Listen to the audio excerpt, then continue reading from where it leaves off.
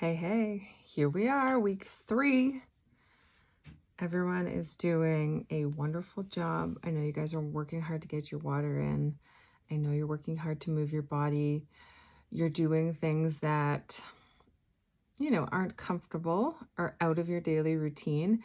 But I hope you're seeing now that when we introduce healthy habits, it makes room for more healthy things to come. So I hope you're seeing some beneficial effects. Now on to week 3. Now this week, it's not actually something super physical. It's not a lot of time or energy. This might be the easiest week for you, or it might be the hardest week for you, because we are going to journal. Now, some people love it. They do it every day. Some people hate it. If you're one that hates it, do not shy away. Just stick with me. 7 days. Try it. It's all you have to do. Now, I know when you think of a journal, you think of like, dear diary, I have to write down my memories and get into my thoughts and emotions. That's not what this is about. So what you're going to do is every day, you're going to do 2 pages, or you're going to set a 15-minute timer. And you're going to either in the morning or before bed, I don't care when you do it, whenever you find the time, you're going to do like a stream of consciousness, a brain dump, a worry journal, a gratitude journal. I will give you specific daily instruction for what you can do and ideas for journaling, but basically, this is just kind of a brain dump. So this is where you can put down anything. You just write. You don't have to edit it. You don't have to worry about the grammar. You don't have to worry about the spelling.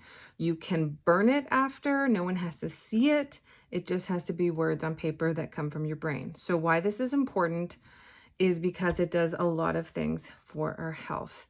Proven scientific fact. They've studied journaling. It activates our right side of our brain. It activates our parasympathetic nervous system, which is what we want because we're always in the sympathetic nervous system. We're always in fight or flight. We want to come to the other side and balance it out. And then it also helps rewire our brains. There's a lot of benefit to this. Not only does it, heal emotional trauma if you have it, but it helps boost your immunity. It helps reduce stress. It improves your mood. Other things it's been proven to do is help your emotional function. Now you have actual language in the way that you would say it, taken from your own brain if you need to have, those harder conversations. It helps with your memory. Now, there's really only one rule. You need to use a pen and you need to use paper. If you're doing it digitally, that actually doesn't stimulate the part of your brain that we want to stimulate. So pen and paper, that's really the only rule. And you could feel like when you're writing, it's going to go from like one topic to the next. You can write one sentence that just like comes to your brain and then you can go to the next. It's kind of like when I do it, it's ADHD a little bit. So my book's over there, but I got this from, and I've always journaled and like written down, I'm a list maker. I like writing things, and I've always written down, my goals. I've always written down things that I'm grateful for, things that I wanted to see happen, because when we actually write it down, that activates our brain, to say, oh, hey, this is important. We got to put this at the head of the checklist. It chemically does that. So when we write down a goal and we write down something important, you are telling your brain that this is a priority for yourself.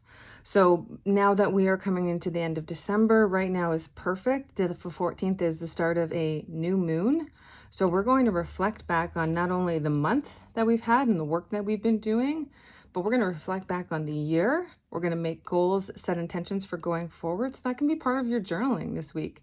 Really, really effective to do it right now in this time.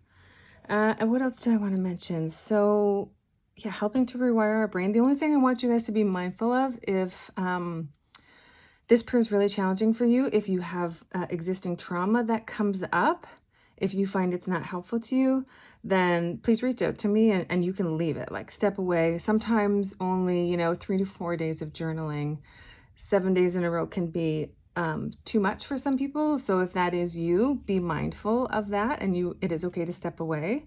So we're continuing with our water, we're continuing with our movement, and we're doing our daily journaling. You can do it. You can find time. And these habits, I promise, will make you the best version of yourself. Stick with it. I'm proud of you guys. Let's go.